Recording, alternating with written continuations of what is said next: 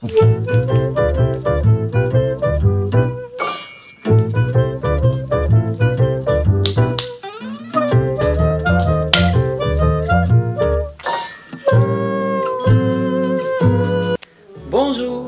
ça va bien? Ici, tout va bien. Et on a beaucoup de noix.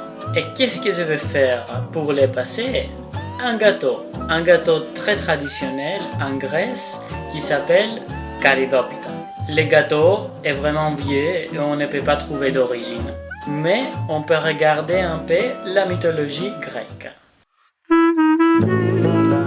Il y avait une fille qui s'appelait Caria ou Caria, la fille d'un roi qui était tombée amoureuse d'un dieu, Dionysos. Un jour, elle a trahi le dieu et donc le dieu il l'a transformé en arbre. Comme ça, on a appelé cet arbre Caridia et c'est l'arbre qui donne des noix.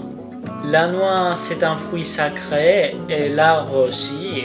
Et il y a plein de traditions avec cet arbre. Comme par exemple, à Noël, on fait brûler les bois de Caridia pour éviter les mauvais esprits de Noël. Et en même temps, on prépare des gâteaux avec les noix pour les mêmes raisons. Et un des gâteaux qu'on prépare, c'est la Karidopita. On va avoir une recette un peu changée et on va les servir avec de la glace. Vous êtes prêts? On y va. Aujourd'hui, on cuisine pour 12, 14 ou 16 personnes. Ça dépend de la taille de votre portion. Pour être plus précis, on aura un gâteau de 22 à 24 cm de diamètre. Donc, prenez votre place et on commence. Dans une casserole, on va chauffer le beurre avec le lait pour faire fondre le beurre. Le mélange bout et on enlève du feu. Ensuite, on va mixer la moitié de farine avec les noix, la levure chimique et la cannelle. Pas trop grosse les cuillères. Moi, je mixe bien pour avoir une poudre très fine. Mais si vous aimez les morceaux de noix, vous pouvez mixer un peu moins. Si vous avez un petit mixeur, vous pouvez faire le processus en 2 fois. Et on continue. Dans la cuve de batter, on va casser les 4 œufs. On va faire attention pour ne pas mettre des coquilles dedans. Et on va rajouter le sucre de la recette. On va faire blanchir à vitesse moyenne au début et après forte.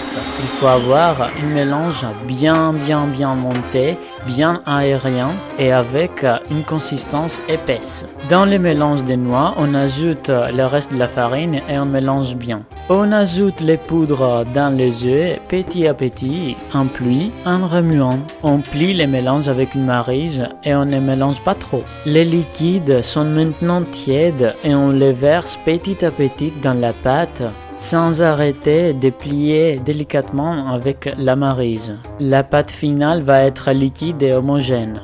Et maintenant, on va beurrer un moule à manquer 22 cm de diamètre ou 2 de 16 comme moi. On va ajouter un peu de farine et on va les fariner. On tourne et on tape bien pour enlever l'excès de farine. Sinon, on aura une croûte désagréable. On partage le mélange dans les 2 moules et n'oubliez pas les grands secrets de succès, l'échelle à maryse.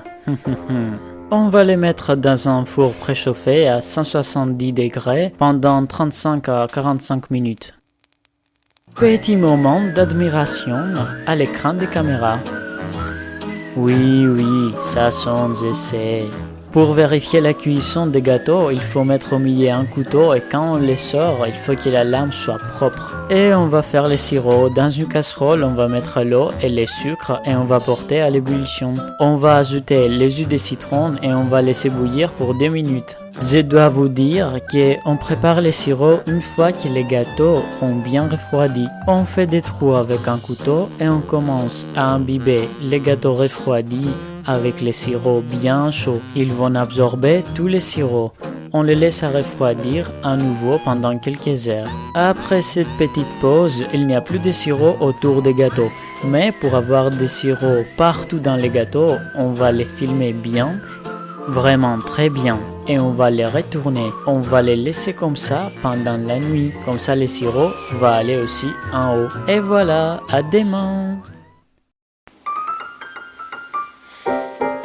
La nuit est bien passée, c'était dur avec tous ces odeurs partout. Vous pouvez comprendre que ce n'était pas sage la nuit. C'est le moment de vous présenter la Caridopita. J'ai déjà enlevé les films qui étaient sales avec les sirops partout, mais avant la dégustation, je dois vous dire que cet épisode est dédié à une dame, une voisine de ma mamie qui n'est plus en vie, qui préparait la Caridopita la plus bonne dans les quartiers entiers. Cette dame, on l'appelait Nonna et ça va rester comme ça. Et maintenant, la dégustation.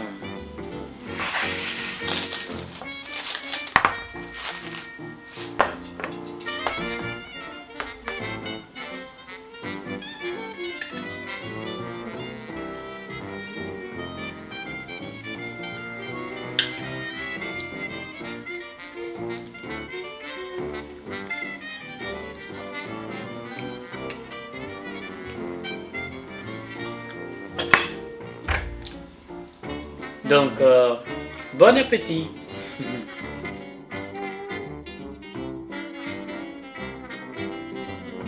N'oubliez pas que si vous aimez mon travail, vous pouvez vous inscrire à ma chaîne.